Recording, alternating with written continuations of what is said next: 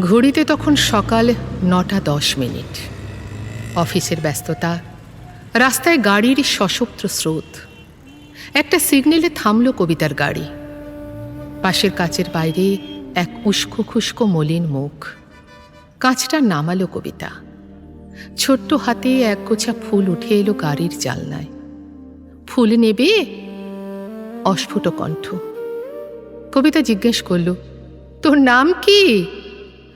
উত্তর এলো, ফুল নেবে? কবিতা মাঝবয়সী, চাকরিরতা হলেও মাতৃত্ব সৌভাগ্য বঞ্চিতা। সে যত জিজ্ঞেস করে, কোথায় থাকিস, যাবি আমার সাথে? উত্তর আসে, ফুল নেবে? কবিতা বলল, সবগুলো নেব, এই নে। একটা ৫০০ টাকার নোট বের করে দিল। ছেলেটি চমকে উঠে বলল, এ তো অনেক টাকা, এত ফুল নেই, খুচরোও নেই। বলেই নিমেষে পাশের গাড়ির দিকে চলে গেল। কবিতা গাড়িটিকে একপাশে দাঁড় করাতে বলে নেমে পড়ল।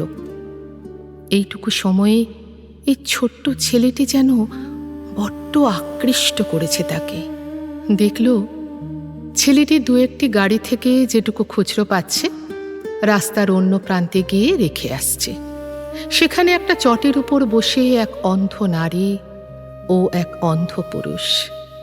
কবিতা বুঝল, সে যাকে ছোট্টটি ভেবেছিল সংসারের ভারে, সে আর ছোট্ট নেই। একবার বড় হয়ে গেলে কি আর ছোট হওয়া যায়? তাই নাম ধাম বা অন্য প্রশ্ন তার কাছে এত অপ্রাসঙ্গিক। ক্ষুধা পেটে ফুলের গন্ধসুখ বুঝি অসহ্য বাহুল্য। দারিদ্র্যে ফুলের পেলব স্পর্শের অনুভূতি বড্ড জ্বালাময়। ফুল ছোট্ট ছেলেটির কাছে সে তো ক্ষুধা নিবৃত্তির আধার। তার চোখে ফুলের গন্ধে শুধু এক মুঠো ভাতের সুবাস। শৈশবতাকে শিখিয়েছে ভালো থাকার অর্থ শুধু স্বার্থে নিহিত নয়, স্বজন সঙ্গে বাঁচার লড়াইতে। আত্মের চেয়েও আত্মের দায় বুঝি বড্ড কঠোর। হারতেও দেয় না, হারাতেও পারা তাই। কবিতা ৫০০ টাকার নোটটা ব্যাগে ভরে নিল।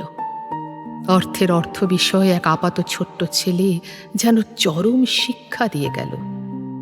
অর্থের বাহুল্যেও অপূর্ণ মাতৃত্ব যে কত অমূল্য আরও একবার উপলব্ধি করল সে।